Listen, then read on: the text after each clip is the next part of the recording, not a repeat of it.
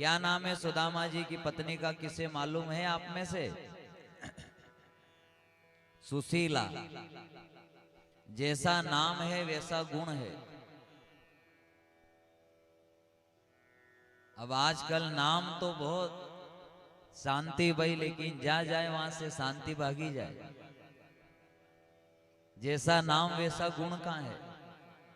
किसी का नाम संतोष, लेकिन जिंदगी में संतोष बिल्कुल नहीं है, लोभ ही लोभ।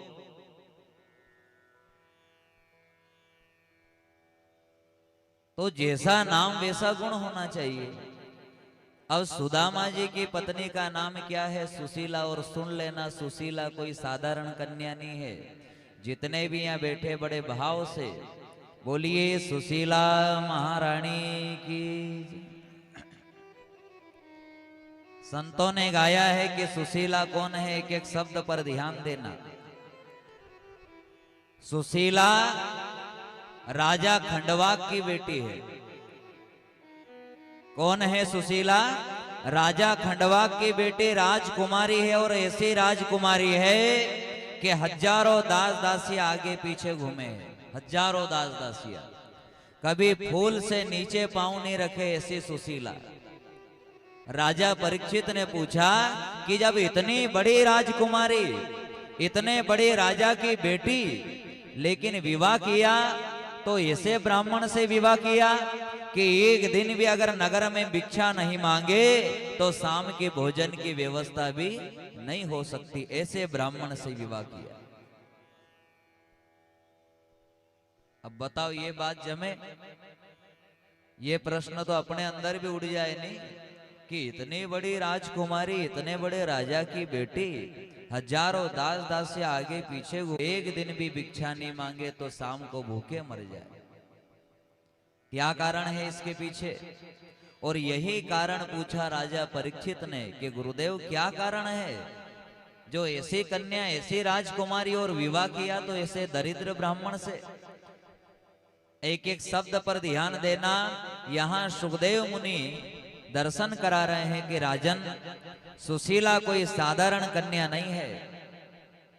अरे सुशीला ने वो संकल्प लिया है बचपन से। और कौन सा संकल्प लिया? ध्यान देना। सुशीला ने ये संकल्प लिया है कि मैं इस पृथ्वी पर ऐसे ब्राह्मण से विवाह करूंगी, ध्यान देना, ऐसे व्यक्ति से विवाह करूंगी जो 4 वेद, 6 शास्त्र, 18 पुराण, समस्त उपनिषदों का ज्ञाता हो, लेकिन जिसमें लेस मात्र भी अहंकार ना हो, ऐसे ब्राह्मण से मैं विवाह करूंगा।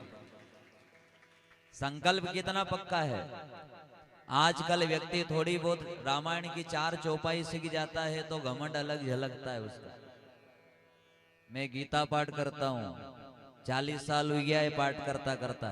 रामायण की चौपाई है नहीं, बैठो बैठो बताई दूं मैं कि कहाँ चल रही रामायण। लेकिन यहाँ बताया है, ध्यान देना, सुदामा जी क्या कह रहे हैं कि तुम भले कितने भी वेद पुराण शास्त्र रट लो, लेकिन अगर परमात्मा से अगर तुम्हारा प्रेम नहीं बढ़ा, परमात्मा के चरणों में तुम्हारा मन नहीं लगा, अगर वेद पुराण रटने के बाद भी अगर आपका मन माया में भटक रहा है, तो फिर यूं मत समझना कि ये ज्ञान है। वो ज्ञान नहीं है, वो कचरा है, कचरा। अरे जो ज्ञान आपको परमात्मा के चरणों में नहीं टेक सकता, भगवान के चरणों में मति नहीं लगा सकता, तो वो केवल पेट भरने का ज्ञान है, भगवान को पाने का ज्ञान नहीं है वो।